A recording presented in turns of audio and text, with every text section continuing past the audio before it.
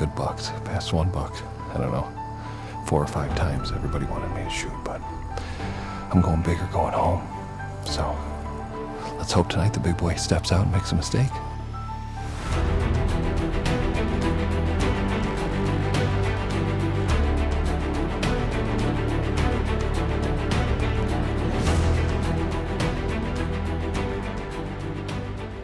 In 2021, my wife and I bought our dream house with a little bit of property. And we knew this property was good, but I just didn't know how good it would turn out to be. The night we moved into our house, I was going through boxes to grab my camera because I had a bunch of deer in the backyard, and the first deer I ever filmed was Spilts. He's gonna be a decent one. Wait till he picks his head up. Look at those brows already. We got this place about a month ago. We have 20 acres here. It's a nice little honey hole. As you can see, I'm surrounded by corn. On the other side, about 100 acres of corn. I've got a nice little area down here. It's actually my favorite spot down in here. We call the bowl. Just a big, basically open field right now. That not this year, I don't have the equipment, but next year is the goal. I'm gonna be planting some food plots and then set up a mock scrape. Get it started early. I've got 4 bucks. All over 120, one really nice 2-year-old that's a 8-point, that huge brows already. He's gonna get the pass for this year. You know, I knew I wasn't gonna harvest him. I ended up harvesting an 8.5-year-old 8-point that season, but I gotta tell you, Spilts must have known that I wasn't after him, or my father when he came up to hunt, because this deer was everywhere on the property. I must have passed him a handful of times. I even offered for my dad in one of these clips to shoot him if he wanted, because my wife got so upset with me because I told him it was the one deer I didn't want him to shoot, and it was the deer that was always out. So my dad decided not to shoot him to respect my wishes, and I couldn't be happier with the results. Oh yeah. Oh no, it's the young eight. You can shoot him if you want. No, I don't want him. Are you sure? Yep. Here he comes. No. He's too nice that day. We're gonna let him get bigger. After seeing the potential of this buck, we both hope it could grow into something special. Growing up, anything with an antler was good enough for me. So when my son set a standard for himself to only go after mature deer on this property, I was right on board.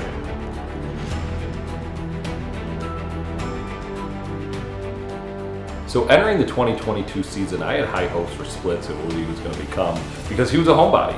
Always was there, and nothing changed in 2022. Through help from an amazing neighbor, I was finally able to get food plots going in the bowl. I used No BS and Comeback Kid from Domain Outdoor, and I gotta tell you, the results were amazing.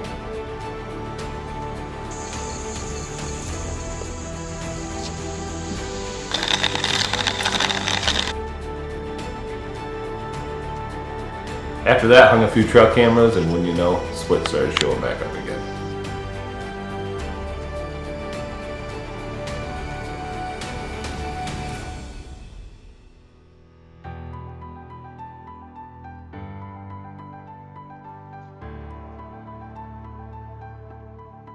In the back of my mind, I always just had this feeling of what if he made it another year.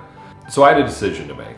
And I'll tell you what, on November 30th, Spilts put me that decision, because he came out well within bow range. I'm only showing you a few little clips of this, but I had him 3 or 4 different times within 20 to 30 yards.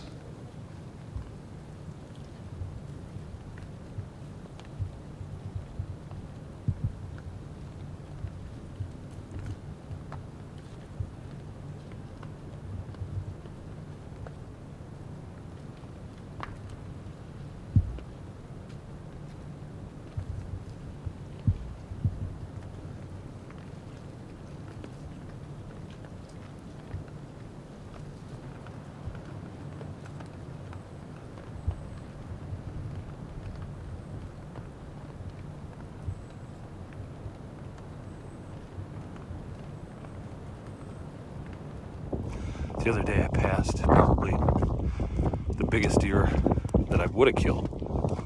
He's been a homebody the last 2 years. And if he comes in tonight, all I've thought about is if I should have killed this deer, I might pass him. Again, I might go after my number 2, This deer has all the potential in the world. But I don't know if I can pass him again, so we'll see. Stay tuned. People called me crazy at first. I don't have a big property. I have under 20 acres. I don't want you to look at this video and assume, you know, I've got hundreds and hundreds of acres where I can manage. No, I've got stands on both sides of my property from different neighbors. It's a highly pressured area, but you know, it's Ohio, one buck state. Some people are selective, and I have a feeling some of my neighbors are selective because we have nice mature deer running around here. Yep, I totally was an idiot. Being from Western New York, seeing a 150-inch deer, let alone passing one on video, doesn't happen very often. So when Nick called me up, told me he passed splits on video, I thought he was crazy. I was ready to drive to Ohio, yank him out of his house, and take him to the nearest psych hospital. But I guess I'll eat my crow now. After I passed splits, I watched my cameras religiously. And I just kept counting down the days until season was over. In Ohio, we have a long season. It goes to the first weekend of February. And as soon as that weekend passed and he kept showing up on my camera, 2023 was the year that I was dedicating all my efforts to going after this deer.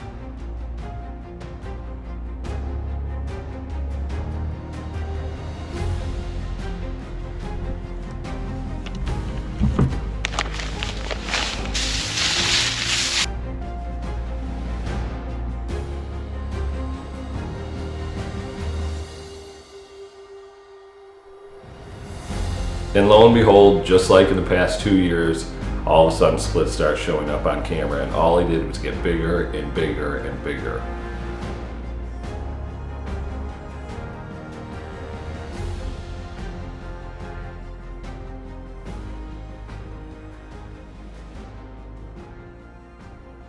But this time splits threw me for a loop, because normally once August hits, he makes my neighbor's property and my property his home range. Well, this year he just vanished. August 1st was the last time I saw him. Now, season's coming up. It's been a month and a half and my target buck is nowhere to be seen. I probably thought about any possible situation that could have happened to him. Was he hit by a car? Was he poached? Did the coyotes get him? Did he just move? I didn't know. So what do? You focus on your second and third, but in the back of my mind, you know, I always had high hopes that he'd return. All right, hunt number 2 for me. Just got in here. I've literally had deer in here since 3:30. I was gonna come in a little bit sooner, but they just left, so I snuck down and got the last couple hours. I had a nice 10-point come in last night. He's got this little drop. It's really just a kicker, but I like to call it a little drop. I'm gonna take a look at him in person before I decide. Right now he's on the hit list, but he has all the potential to be a booner next year, and that's what I'm after, so we're gonna see. Maybe tonight's the night.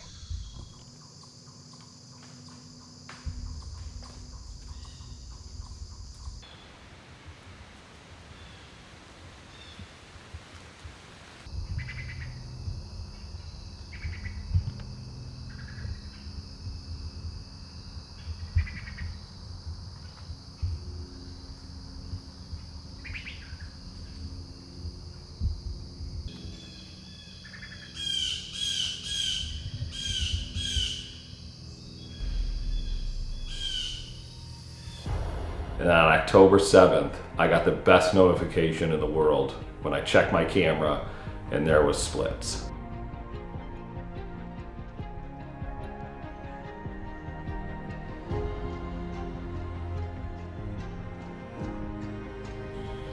Once split showed back, I've hunted that stand a few times and never had any luck.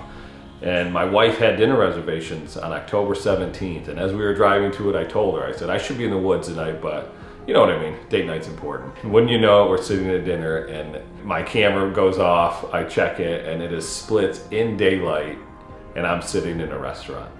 So from that moment on, I told my wife, count me out of everything. You know, unless it's an absolute emergency, I'll be there, but all my attention's gonna be in the woods. I have one stand that I hardly hunt because it's so close to bedding, but I knew I had to get aggressive. All the conditions have to be right to get in there. And on October 22nd, the stars aligned. The wind was perfect, and I snuck down in there for an all-day hunt.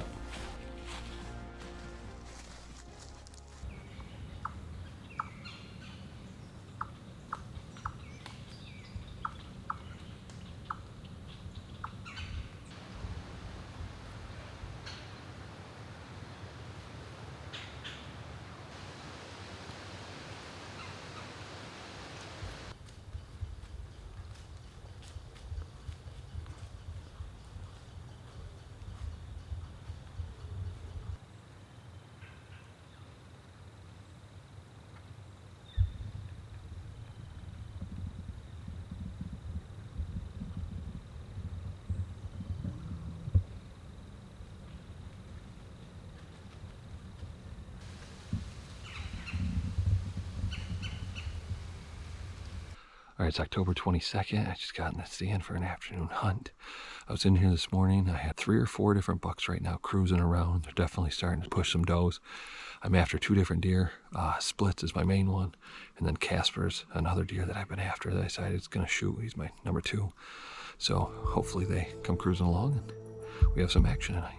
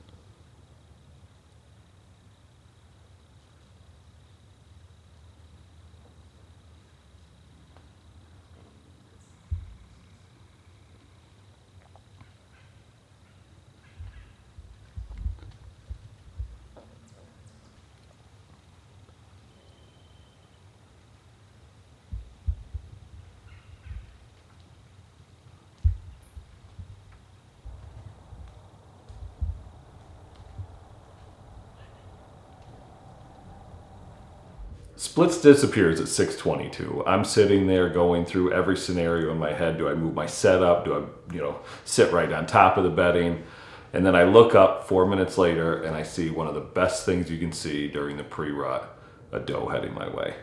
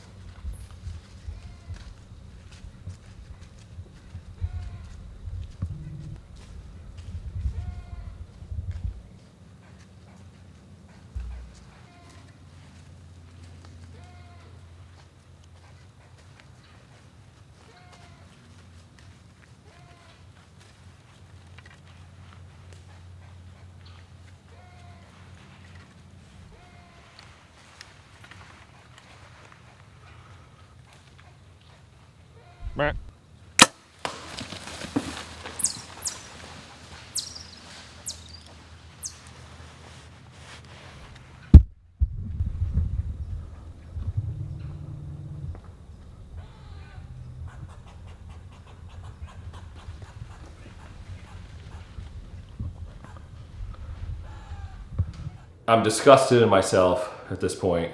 It's a 3-year journey, and the opportunity that I finally get, I literally hit this deer far back. Forget to turn the audio on when I do an exit interview, and my camera, for some reason in autofocus, decided to go blurry and not focus during the shot. I'm disgusted about what I'm putting the animal through. I'm disgusted with my shot placement, and I'm ready to just hang the bow up. I wish I had the camera panned out a little bit more, because you see Spilts reach back. He grabbed my arrow and almost pulled it all the way out of him. I found the arrow maybe 5 feet after he vanished from my camera.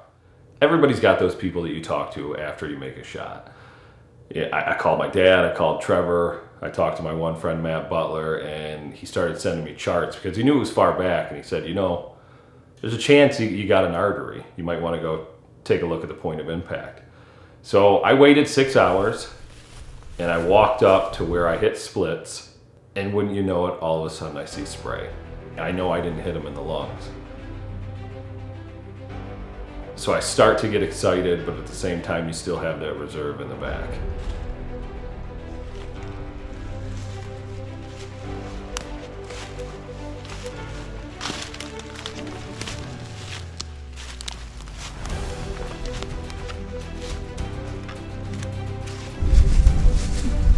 Oh my God. Oh, there he is. There he is. He's down. Oh, thank you, God. Thank you.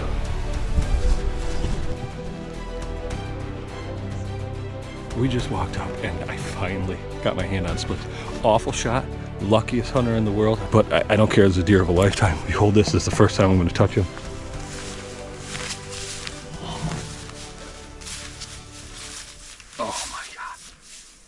Oh my God. Look at this brute. Look at this deer. Babe, it's a buck of a lifetime for me. Congratulations. When I tried to stop him, he kept going, and I kept my pin right behind his front shoulder, which put the shot far back. It went through the back of the guts. It clipped his femoral artery in the opposite side back leg. And I'm extremely grateful that Spilts didn't take long to perish. Cavalry has arrived. Thank goodness for my brother-in-law. Want to say hi, Ryan? Hi, guys.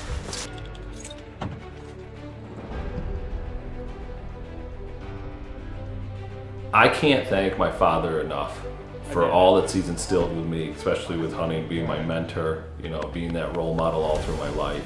And this man was willing to drive up from Western New York and got to my house at 3 in the morning just to be able to sit there and celebrate with me. When I finally got to sit down and score this deer, he scored 178 and 6/8 inches, but he broke off on the left side of his brow, that split where he got his name from. And if he would have had that, he would have hit the 180 inches. And this is what it is. He broke this part off right here. There you go, broke this part off where he had the matching splits. And he would have been a 180 inch deer.